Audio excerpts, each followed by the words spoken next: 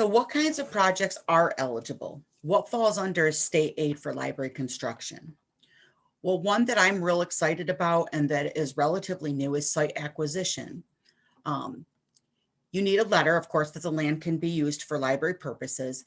And site acquisition is not just the purchase of the land, but you can purchase the land with an existing building and it will pay for the demolition of that building so that you can provide a new building or even a parking lot. We had a few libraries that have taken advantage of this. The Carthage Free Library purchased some land, tore down the structure, and expanded their parking lot.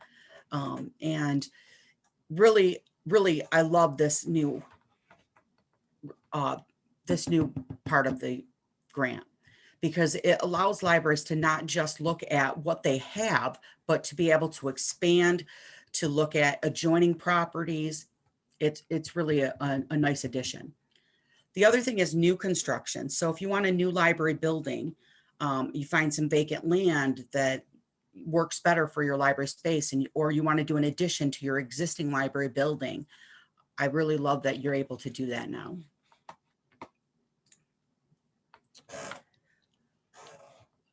Building renovation, reconstruction, rehabilitation, restoration, remodeling, and refurbishing.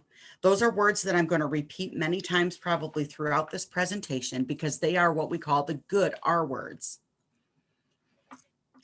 And people who have done this project before and have written an application have heard me always refer to these good R's versus the one bad R, and that is the word repair.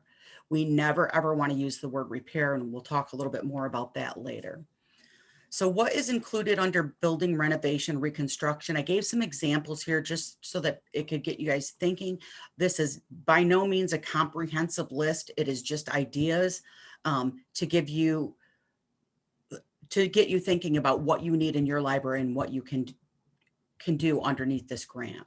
So really big right now is green energy, the installation of photovoltaic panels, geothermal wells,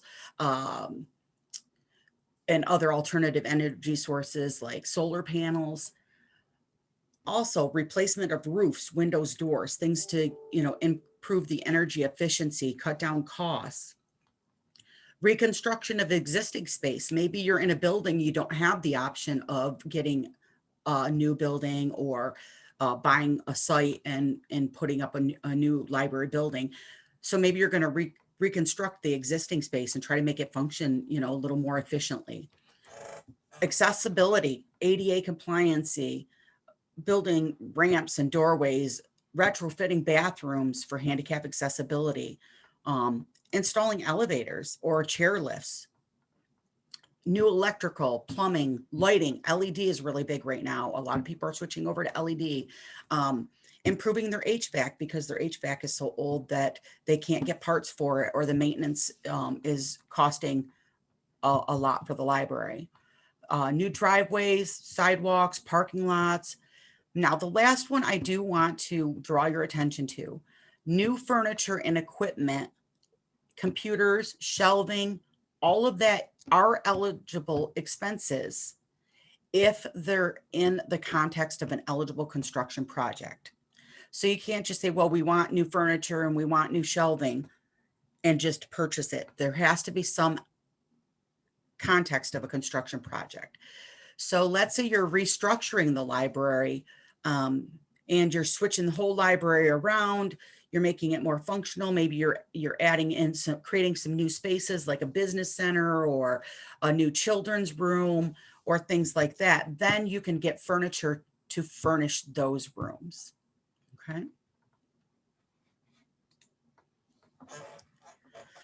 Some other things that people may not be aware of that are eligible: emergency generators, especially now during, we're seeing a lot more pandemics and natural disasters. So they're really encouraging emergency generators, especially if you end up coming in under budget. It's a great way to use up additional funds. Permanent signage. We've had a few libraries that have gotten library signs where they could advertise their programs, draw more attention to the library, and have more visibility in their community. So really excited about that. We even have some that have gotten lighted signs so that it's visible day and night. Security systems, the North Country Library System just updated our security system using state aid for library construction. And that includes installing cameras and having key card access if you want that. So really opens up that, and that also includes your fire systems and upgrading those.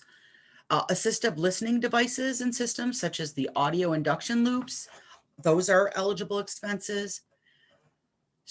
This one is a big one, and I'm really glad that this is part of the construction grant, and that's the supervision and the management of construction. So hiring a clerk of the works to oversee it, or having somebody who manages the construction process and makes sure that your project stays on time, on target, that the right materials are being used. We had one library that SHPO required a certain type of masonry, and what is the word I'm looking for? And they used the wrong one. They needed to use the limestone mortar, and they didn't. That's the word I was looking for. And they didn't. And so having somebody who actually manages and oversees those intricate things is important. And those costs can now be included. Non-speculative architectural and engineering firm fees can now be included. But they ask that the library upload, if available, any architectural engineering plans with that. And when they say non-speculative, what they mean by that is you cannot do a study to see if a building would be feasible for a library and have that paid for. But if you do the study to see if it's feasible for a library and move ahead with building a library, then you can include those costs. So you can't just do it for a question and answer type feasibility study. It has to be acted upon. And it also will cover bringing fiber broadband to your library building. Projects that are not eligible under this grant are routine maintenance and repair activities. And I have that highlighted because that word will draw attention of DASNY, the Dormitory Authority of the State of New York, who also reviews the applications. And we have had libraries that have been deemed ineligible because of the word repair. So you really want to make sure that when you're getting your bid documents, when you're preparing your narratives, you never use the word repair. New carpeting, flooring, and painting is not an eligible expense unless it's required by construction or you're bringing it up to code. So let's say that you just want to replace your carpeting, not eligible. But let's say that you're restructuring your library and you're moving bookshelves that are bolted to the floor, or where the carpet was laid around the bookshelves. And so removing those shelves or moving them somewhere else will leave a big hole in the carpet. Then carpeting would fall under eligible expenses because it is required by the construction to make it whole. Okay. Again, those speculative architectural and engineering plans or any feasibility studies, not eligible unless you act upon them in the same year. Mold surveys and abatement. Mold abatement cannot be a standalone project. It can be an eligible expense if it's part of a bigger construction project, but it has to be paid for with match funds. You can't, of course, pay your mortgage payments or any interest on anything with state aid funds. You cannot purchase books or other library materials under this grant. There is an exception. We did have one library who had a fire, and the rebuilding of the library as well as library materials was allowed in that instance because they lost all of their materials due to a fire. So the capital project included that. Software licensing. A lot of libraries will get different software and they'll want to include the licensing in the total project cost. That is okay, but it is only eligible as match funds. You cannot pay for software licensing using state aid.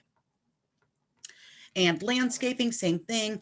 Landscaping is not an eligible cost, so you can't just go and make the outside pretty. But if you're doing, let's say you're replacing the sidewalk, or you have to remove a tree to put in a parking lot and you would like to relocate that tree, that is eligible. If you are tearing up a sidewalk and you damage your current landscaping, they will pay for landscaping to correct any landscaping that was damaged.